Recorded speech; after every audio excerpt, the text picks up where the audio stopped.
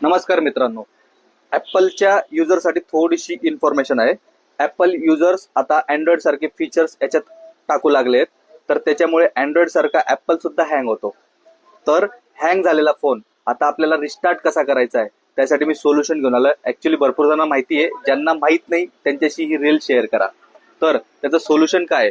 Volume button असतात plus minus आणि power on off button असतं एक या साईडला. तर कंटिन्यू आपल्याला ती प्रोसेसमध्ये कंटिन्यू ही प्रोसेस करायची आहे. व्हॉल्यूम बटन एकदा, व्हॉल्यूम बटन डाऊन एकदा आणि ऑन ऑफ बटन कंटिन्यू दाबून ठेवायचं जोपर्यंत तो रिस्टार्ट होत नाही तोपर्यंत. त्याच्याबरोबर व्हॉल्यूम बटन दाबलाय तर कुठलाच बटन दाबायचं नाहीये.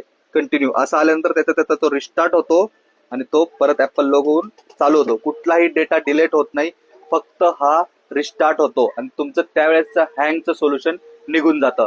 तर अशाच टेक्निकली रील बघण्यासाठी माझ्या चॅनलला सबस्क्राईब करा. थँक्यू.